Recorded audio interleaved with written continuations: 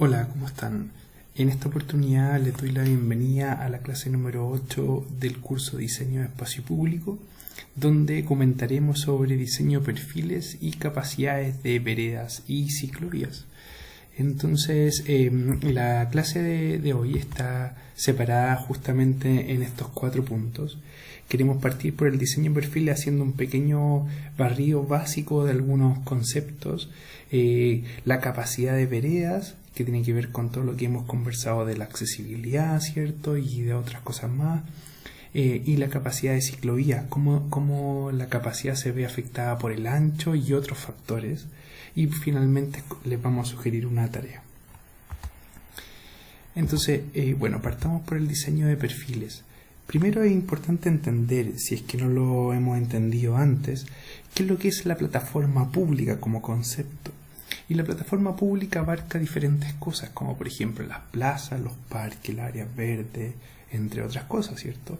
Aparece también, por ejemplo, los cauces, por ejemplo, todo lo que es un canal, como el canal San Carlos, Río Mapocho, etc. Y aparece la ciclovía, ¿cierto?, como un elemento importante dentro de la plataforma pública. Aparecen las veredas, ¿cierto?, naturalmente, y también aparece la calzada, la avenida, la calle, ¿cierto?, el pasaje, etc. Entonces, esto es lo que nosotros le vamos a llamar ahora plataforma pública, y es importante que lo entendamos así. Ahora, ¿cómo se ve esto a nivel de corte? Bueno, si ustedes ven esta figura, van a darse cuenta que por un lado están las líneas de edificación, ¿cierto?, que es donde comienza, ¿cierto?, la construcción de una vivienda, por ejemplo. Luego, si uno se va acercando hacia el centro, aparece un antejardín, que es el área, cierto, área verde, entre la línea de cierre y la línea de edificación. Entonces, la línea de cierre es donde marca la propiedad privada, ¿cierto?, con lo público.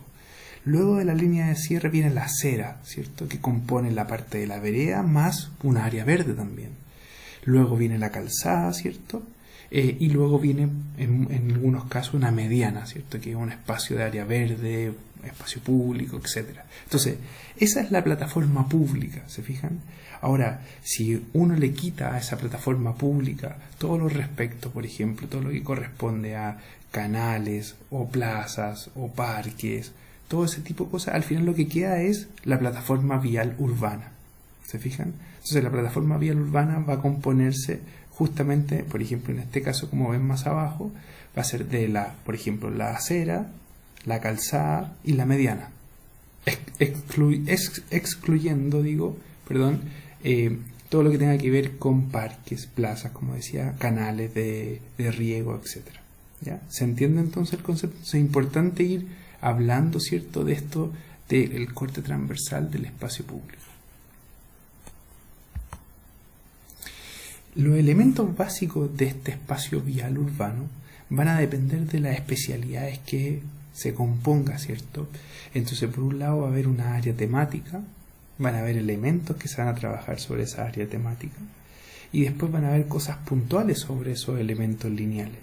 Entonces, si uno ve como ejemplo arquitectura, uno va a ver reflejado la disciplina arquitectura en elementos, por ejemplo, como el borde del jardín, borde de revestimiento, línea oficial, etc. Y qué elementos de diseño uno puede trabajar a nivel de arquitectura en ese ámbito: el árbol, el asiento, el basurero, elemento urbano, etc. Lo que ven ahí. Si uno se va, por ejemplo, a vialidad, ¿qué es lo que son los elementos lineales que se trabajan? Bueno, la berma, por ejemplo, la calzada, el borde del pavimento, la zarpa, etc. ¿Y qué cosas, uno puede trabajar ahí? Lo que aparece ahí, ¿cierto? Replanteo, ¿cierto? Las soleras, singularidades, ¿cierto?, de otro tipo. En tránsito, si se fijan, está principalmente lo que es la demarcación, lo que tiene que ver con el manejo de las señalizaciones, por ejemplo.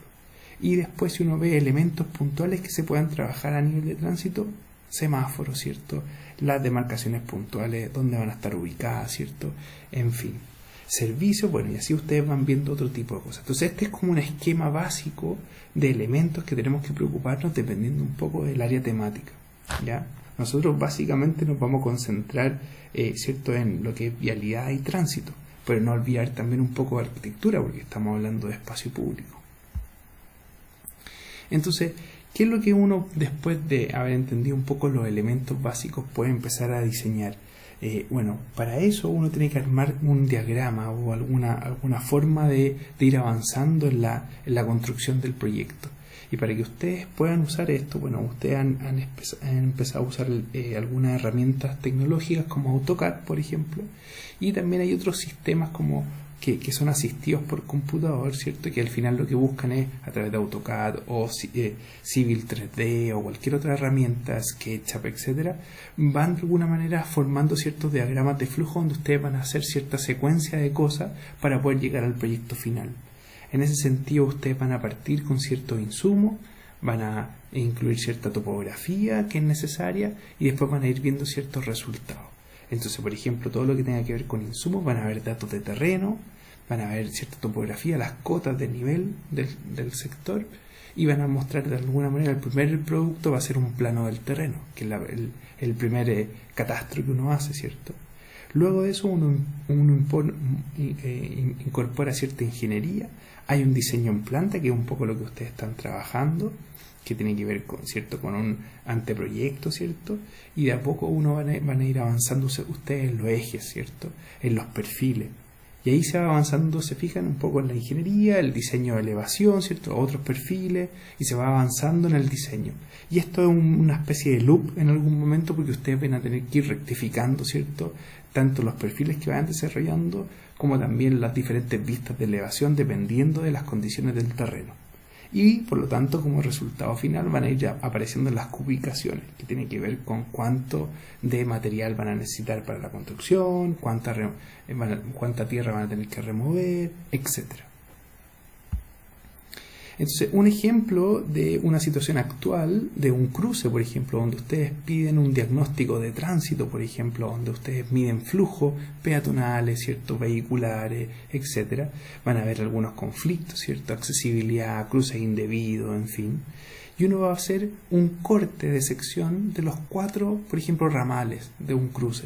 Si ustedes se fijan, cada sección va a estar representada por una representación del perfil, donde ustedes identifiquen en la sección, por ejemplo, 1.1, y uno hace una vista del 1.1 y muestra que lo que es calzada, ¿cierto?, que lo que es acera, etcétera. Lo mismo en la sección 2.2, y así uno va analizando cada una de las secciones, dependiendo si es que hay acera o no, dependiendo si hay una mediana o no, dependiendo si hay estacionamiento, etcétera.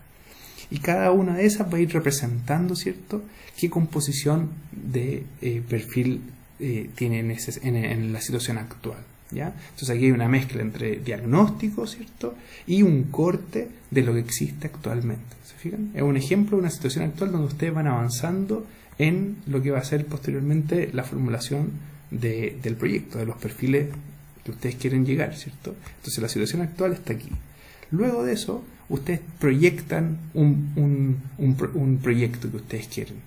Por ejemplo, la extensión de la mediana, ¿cierto? En vez de que sea, pavimento, pueden hacerlo área verde, por ejemplo, o algo así. Entonces ustedes dicen, bueno, va a haber un eje de replanteo, que es lo que ustedes proyectan en ese cruce, ¿cierto?, en esa vialidad, por ejemplo, incluyendo espacio público, ¿cierto?, con las veredas correspondientes dentro de las aceras, ¿cierto?, los anchos correspondientes. Entonces ustedes proyectan eso a través de las secciones que antes habían definido. ¿Se fijan? Y eso de alguna manera muestra cómo ustedes van a ir cambiando esos anchos de calzada, anchos de acera, anchos de mediana, etcétera, que antes habían detectado. Luego de eso ustedes pueden proponer diferentes perfiles, incluso con vegetación, un poquito más detallado a nivel de arquitectura, ¿cierto? Entonces ustedes van a poner, por ejemplo, si van a incluir iluminación, vegetación, mobiliario urbano, ahí pueden poner si van a poner una ciclovía o no, si es vereda, cuánto es el ancho de la vereda con respecto a la vegetación, y ahí se va distribuyendo. ¿Se fijan? Entonces ustedes van a poner estacionamiento, ¿no?, diferentes perfiles, acá hay ejemplos, algunos van a ir con banca, los basureros van a ir por el otro lado, etcétera. ¿Se fijan? Son diferentes ideas que ustedes van a ir proponiendo. La vegetación puede ir cambiando dependiendo de la franja que ustedes tienen disponible para intervenir, ¿ya? Entonces puede haber, como les decía, una franja verde, una franja de estacionamiento, puede haber vereda o puede haber calzada, dependiendo del esquema que ustedes consideren para sus proyectos. ¿Se fijan cómo vamos avanzando en el perfil? También puede haber en el proyecto que ustedes tengan que trabajar, puede haber curvas, ¿cierto? Y las curvas se trabajan, ¿cierto?, a nivel de lo que es un diseño de la clotoide, que es cuando cambia de una recta, ¿cierto?, y entra una curva. Entonces eso va cambiando el bombeo, ¿cierto?, que es el drenaje inicial, y va cambiando a un peralte, ¿cierto?, el peralte de la curva, ¿ya? Entonces es importante ir manteniendo esos valores, ¿cierto?, a nivel de la entrada de la curva, a nivel de en la curva misma y al final de la curva, ¿cierto? Entonces uno va manteniendo ciertos valores de bombeo, valores de peralte, ¿cierto?, que mantienen cierta alineación en la curva, ¿cierto?, para no salirse de la curva, ¿cierto? Eso tiene que ver con la velocidad de diseño y otras cosas más también, ¿ya? Entonces, luego de eso, ustedes van desarrollando, ¿cierto?, el bombeo, que en general va en el rango de 2 a 2,5. Entonces ustedes pueden ver diferentes formas de hacer bombeo a nivel de diseño, ¿cierto?, de sección. Y puedes tener a 2 aguas, ¿cierto?, a una agua, ¿cierto?, un bombeo a 2 aguas pero con una mediana, o sea, un bombeo independiente, ¿cierto? O puede ser también, por ejemplo, un bombeo que puede estar dividido por una mediana, pero puede ser a una agua, ¿se fijan? Y también puede ser a una agua, pero en esos dos ejemplos que aparecen a la derecha, lo importante es que el eje de giro del peralte es distinto. Uno se concentra en el centro de ambas calzadas y otro se concentra en el borde interior de cada calzada, ¿se fijan? Dependiendo un poco del diseño, ¿ya? Entonces, luego de eso ustedes van a ir proponiendo un ejemplo aquí hay de transición, ¿cierto?, de la inclinación transversal. Entonces ustedes van a ir acomodando, ¿cierto?, el proyecto a medida que ustedes van viendo que va cambiando, ¿cierto?, el terreno, la topografía. Y ustedes van haciendo secciones, ¿cierto?, como aparece ahí, un cambio, ¿cierto?, del perfil transversal, ¿cierto?, del PT, ¿cierto? Y van proponiendo, por ejemplo, diferentes cortes. Por ejemplo, acá aparece diferentes cortes hasta llegar al 0,8, por ejemplo. Y hay dos ejemplos del 0,1 y el 0,2. Y ustedes van a ir proponiendo eso a medida que van cambiando, por ejemplo, en toda la transición, ¿cierto?, de lo que significa esa cota que va cambiando, ¿cierto? Entonces, eso es por un lado. Y por otro lado, ustedes hacen también un perfil longitudinal, mencionando también los perfiles transversales, ¿cierto?, el PT, van mencionando, ¿cierto?, cómo cambia la cota, ¿cierto?, longitudinalmente en ese tramo, ¿cierto? ¿Cierto? Y van marcando, ¿cierto?, cómo va cambiando todo esto. Entonces es súper importante que ustedes vayan por un lado haciendo el perfil transversal, pero también no olvidarse del perfil longitudinal. Y finalmente ustedes van juntando todas estas dos cosas y las van representando también en planta, donde van viendo los alzados, ¿cierto?, que tiene que ver cómo se va alineando, ¿cierto?, toda la topografía a nivel de la proyección que ustedes quieren. ¿Se fijan? Entonces, la idea es que ustedes vayan combinando lo que más se pueda a nivel de diseño en los diferentes perfiles que corresponden, ¿ya? Ahora, factores importantes en el diseño que ustedes tienen que considerar, lo menciono acá. Primero, es importante que ustedes vean la categoría de la vía. Esto se ve, por ejemplo, en el plan regulador, donde se estipula que, se acuerda que en algún momento lo comentamos anteriormente en las clases, la calle puede ser una calle local. Alrededor del espacio público puede haber también calles troncales con una funcionalidad distinta, y eso es súper importante al momento de diseñar. Es importante la demanda que hay en el espacio público y en la vialidad del entorno. Cuántas pistas existen, cuánto flujo peatonal vehicular existe. Si ustedes pueden buscar esa información, incluso con datos que aparecen en Google Maps, en la capa de tráfico, por ejemplo, y pueden encontrar mucha información ahí. Es importante, si es que a futuro lo vamos a ver en una clase, si es que el proyecto que ustedes pretenden hacer tiene rentabilidad. Entonces se justifica socialmente, es algo que ustedes van a ir avanzando más adelante en sus proyectos. Es importante también entender si es que hay espacio disponible para poder realizar el proyecto. Se necesita, por ejemplo, expropiación o no. Y no es menor también lo de la velocidad de diseño. Esa velocidad de diseño es la velocidad con que se diseña la vialidad alrededor del espacio público. Entonces, si es que la máxima velocidad en la zona urbana es de 50 km por hora, entonces la velocidad de diseño no debiera ser mayor a esa.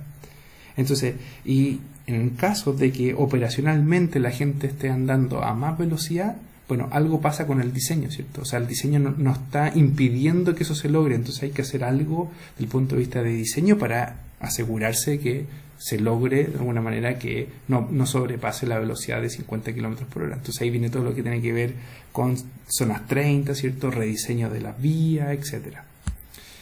Seguridad, que es el punto que comentaba un poco antes. ¿Qué pasa si uno diseña algún tipo de traffic calming para reducir accidentes, por ejemplo? Y características de los vehículos peatones, vehículos también, bicicletas, ¿cierto?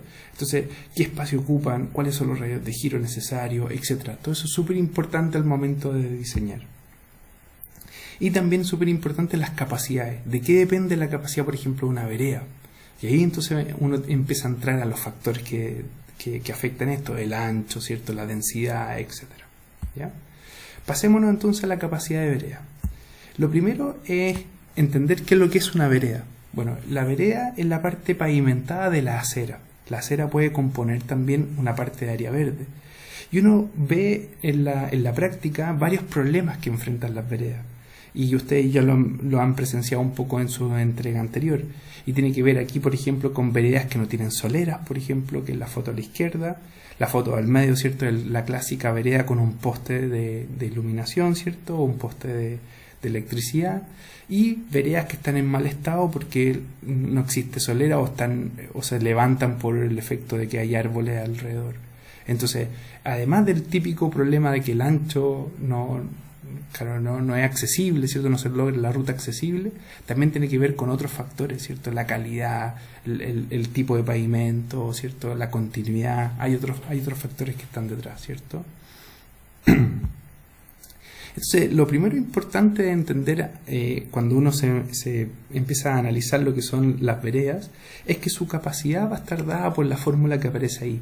O sea, el flujo va a depender de la densidad multiplicada por un ancho de vereda y multiplicada por la velocidad peatonal, ¿ya? Ahora, la multiplicación de todo esto nos da el flujo, ¿ya?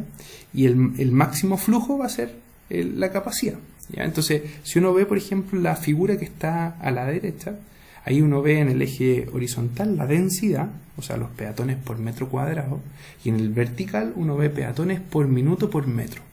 ¿Qué quiere decir esto? Que si ustedes se fijan, la relación de estas dos cosas dice que a medida que yo aumento la densidad, o sea, imagínense por ejemplo si tengo un pasillo, en este caso una vereda, tengo una vereda y le voy llenando peatones, por ejemplo, a esa vereda, va a haber un minuto que ya no voy a poder llenar más peatones y el flujo no va a poder seguir avanzando.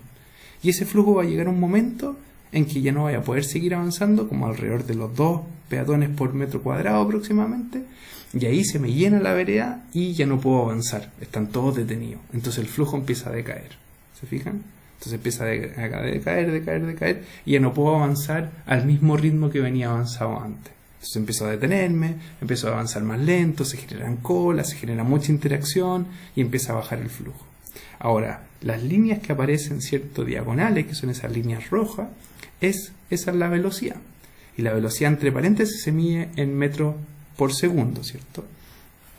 Entonces, ¿qué es lo que quiere decir esto? Que, por ejemplo, si uno tiene la flecha punteada roja, dice, por ejemplo, si uno está a 0.7 peatones por metro cuadrado, uno va a tener un flujo, ¿cierto?, de alrededor de 60 y algo, 62, 60 y algo peatones por minuto, ¿cierto?, por metro, ¿ya? Para un flujo, para un movimiento peatonal de tipo domicilio-trabajo, y eso va a significar una velocidad aproximada de 1,5 metros por segundo a nivel de los peatones que transitan por ahí. ¿Se entiende un poco el gráfico? Entonces la relación de estas tres variables me da el flujo peatonal y por lo tanto yo puedo con eso diseñar la vereda, ¿ya? Entonces yo diseño para una densidad, ¿ya? Y esa densidad está asociada también a una velocidad, ¿ya? Y esa velocidad está asociada también a un ancho. Entonces, para entender bien esto, un poco lo otro que se viene como relación es, bueno, antes estábamos hablando de la relación entre flujo, ¿cierto?, y densidad. Aquí la relación es en el eje vertical está la velocidad y en el eje horizontal está la densidad. Entonces, si ustedes se fijan, si yo aumento la densidad de peatones, uno tendería a pensar que la velocidad va a reducirse. O sea, obviamente si tengo en una vereda mucha gente transitando, yo no puedo andar a una velocidad que deseo, ¿cierto? Y tengo que reducir mi velocidad. Entonces la velocidad empieza a disminuir. Ahora, hay diferentes tipos de flujo porque algunos son, por ejemplo, acá tráfico de domicilio-trabajo, que es distinto al tráfico comercial. La gente que anda en calles que son comerciales, donde la vereda está asociada a una vitrina, la gente anda más lento, ¿cierto? Porque anda vitrineando y puede ser un obstáculo para otros peatones que andan en un tránsito mucho más directo. Entonces se entiende que la relación velocidad-densidad es distinta cuando es un tráfico comercial que un tráfico domicilio-trabajo. Entonces es importante esta relación para entender bien cómo funciona lo de la densidad y la velocidad. Y acá hay un esquema para que ustedes entiendan un poco qué es lo que significa la densidad en una vereda. Entonces si uno está a una densidad de 0.3 peatones por metro cuadrado, uno tiene la figura 1. Y así uno va avanzando hasta tener algo así como 1,5 peatones por metro cuadrado. ¿Se fijan? Para que entiendan un poco el esquema de esto, si ustedes tuvieran una cantidad de 4 peatones por metro cuadrado, eso es lo que uno está, por ejemplo, en una fila en un supermercado o la fila en un banco. Pero esos 4, ¿se fijan? O sea, aquí a 1,5 peatones por metro cuadrado seguimos moviéndonos, pero a un tránsito muy denso. ¿Ya? No estamos detenidos completamente. Pero esa es como un poco para que entiendan el esquema de densidades que ustedes pueden tener en una vereda. Entonces, otras características de las veredas que son importantes considerar. La vista en planta tiene que ver con un trazado paralelo a la línea oficial y a la calzada, ¿cierto? Siempre vamos a estar entre medio de esos dos espacios, ¿cierto? La línea oficial, ¿cierto? Y la calzada. Acuérdense que la línea oficial es el límite entre lo público y lo privado y la calzada donde van los vehículos, ¿cierto? Entonces, el ancho, bueno, en clases anteriores habíamos hablado de que hay un mínimo de 1,2, ¿cierto? Un recomendable de 2 metros y en lugares donde hay comercio, ¿cierto? Uno tiene que agregar además 1,5 metros al ancho calculado. ¿Por qué? Porque hay gente que se pone al frente de la vitrina y eso puede dificultar el paso de otros peatones. Entonces hay una pendiente transversal, ¿cierto? Que se habla de un rango entre 2 y 4 dependiendo la superficie. Hay una pendiente longitudinal que se dice que va siempre obviamente al mismo nivel de la vía, idealmente menor a 5%, y ojo con eso porque si tú aumentas la pendiente longitudinal se ve reflejado directamente en la reducción de la velocidad peatonal, ¿ya? Entonces, por ejemplo, una pendiente de 10 va a reducir la velocidad en un 30%, ¿se fijan? Los letreros tienen que estar a una distancia de 50 centímetros desde la solera, ¿cierto?, de la calzada. O sea, hay un espacio que tiene que estar. A lo que va aquí es que el letrero no puede estar justo al borde de la solera, al borde de la calzada. Tiene que haber un espacio. El uso de la solera, ¿cierto?, y como dice ahí, y vegetación, ¿cierto?, hay todo un tema de eso. El uso de la solera es un espacio que puede estar discontinuo por la entrada de los vehículos, ¿cierto? Y la vegetación también puede ser discontinua, ¿cierto? En el sentido que puede estar obstaculizada por otro tipo de situaciones, ¿cierto? Entradas de vehículos o otro tipo de mobiliario urbano, ¿ya? Entonces eso es súper importante considerar. Ahora, ¿qué otras cosas están asociadas a las veredas, ¿cierto? Y puntualmente aquí son los semáforos, por ejemplo, peatonales, que en la mayoría de los casos acá en Santiago y en regiones, la fase del peatón está compartida con la fase del vehículo que hace el movimiento de viraje. Entonces, por lo general nosotros tenemos dos fases en una intersección tipo y lo que se busca de alguna manera como solución para dar más facilidad a los peatones es generar una tercera fase donde los peatones puedan cruzar en todas las direcciones. Eso muchas veces se conoce como fase exclusiva peatonal, algunos le llaman cruce tipo Tokio, pero lo importante es que el peatón de alguna manera tiene el espacio disponible para cruzar en todas las direcciones mientras los vehículos motorizados están en rojo, ¿ya?, incluyendo también los ciclistas. Entonces, ¿qué es lo que uno se enfrenta diariamente en situaciones de alta aglomeración? Por ejemplo, cruces de este tipo, donde los peatones están compartiendo la verde con vehículos que doblan a la derecha, se genera un conflicto vehículo-peatón muy complicado, donde los vehículos tienden a esperar, ¿cierto? Hasta incluso solamente para poder hacer el viraje, solamente tienen disponible el tiempo de amarillo, lo que es bastante menor, ¿cierto?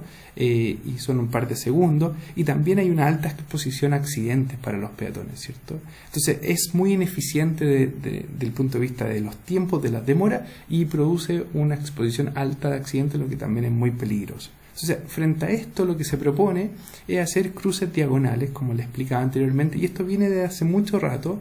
Hay ejemplos en ciudades como Londres. Pueden buscar un poco este video que yo les muestro acá y lo pueden entender de qué se trata.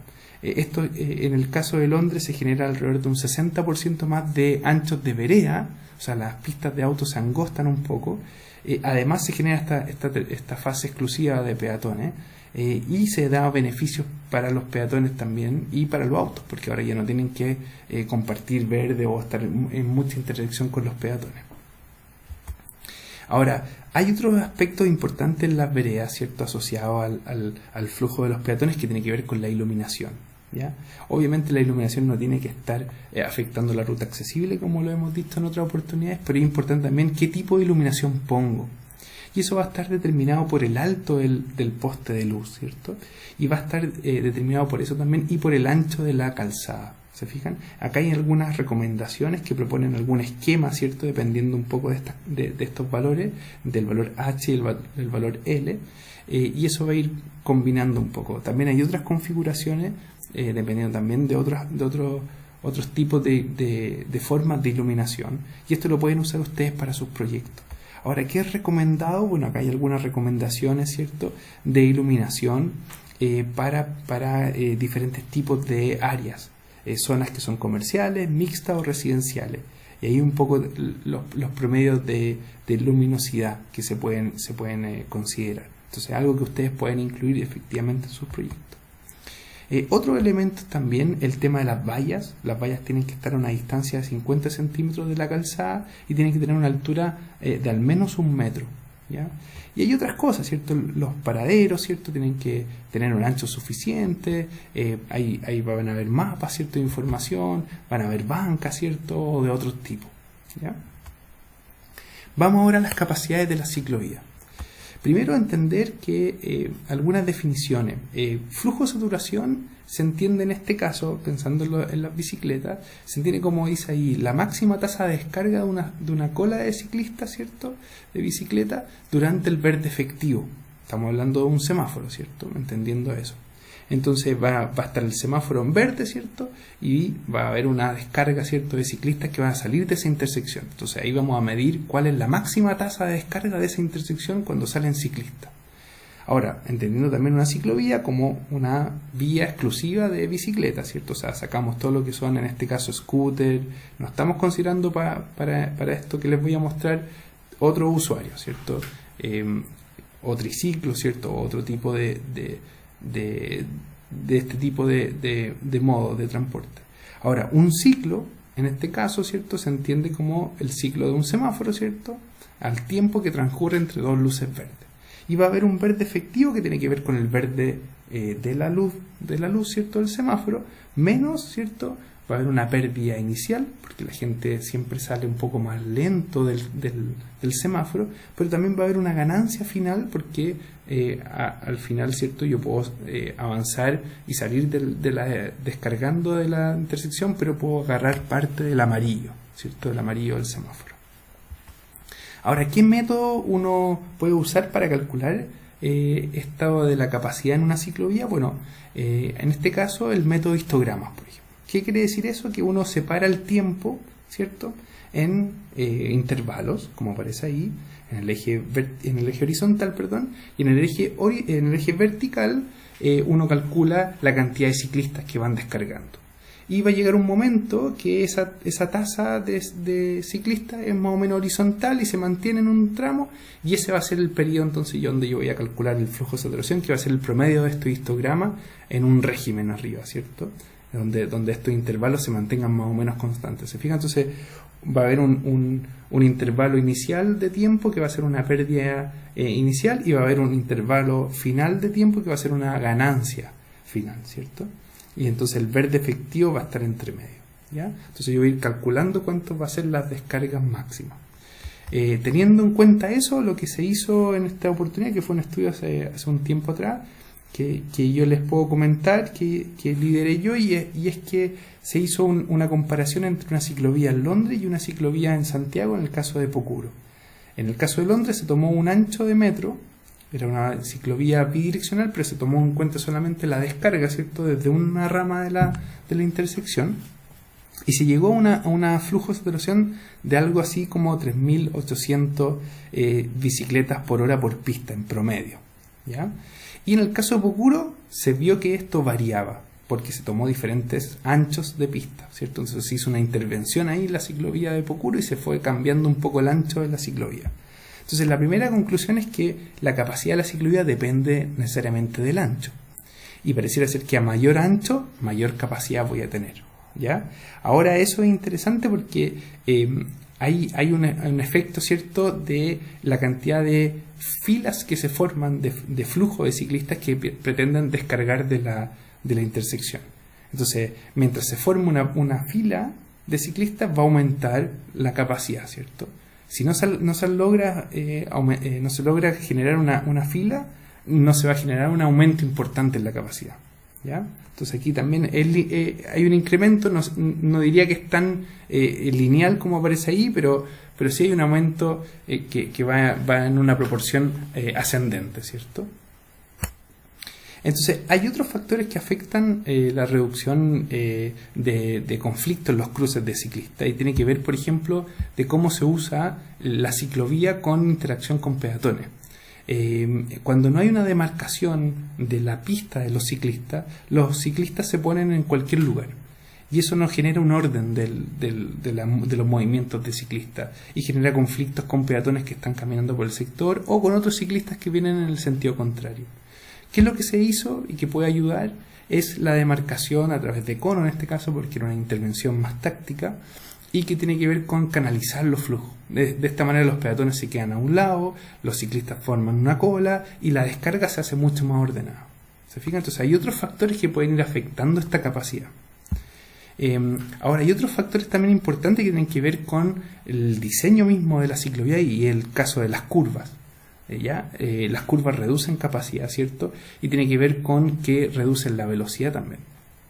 Entonces aquí uno ve, por ejemplo, cómo intersecciones, por ejemplo, tienen alrededor de un radio de curva de 2,5 metros y por lo tanto una velocidad más baja, y en tramos de vía uno puede tener, ¿cierto?, una velocidad un poquito mayor y un radio de curvatura ideal de algo así como 10 metros, ¿ya?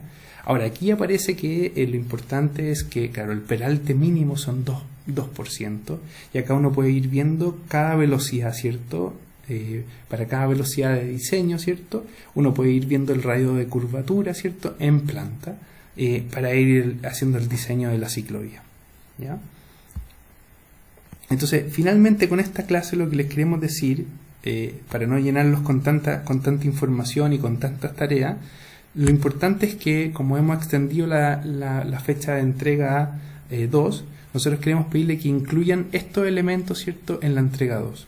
Entonces, que esta clase les sirva a ustedes para complementar lo que ya llevan de la entrega 2, incluyan más diseño, incluyan los perfiles, planifiquen bien los ejes de replanteo si lo necesitan, y fíjense bien en estos detalles, cómo calcular capacidad, cómo calcular los flujos de saturación. Usen algunas citas, ¿cierto? Si es que van a usar, me avisan si es que quieren citar algo y no saben de dónde, me preguntan, pueden usar los manuales que les hemos recomendado.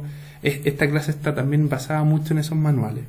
Así que, sin más que decir, esta sería la clase por hoy. Cualquier duda, comentario, nos pueden avisar. Muchas gracias.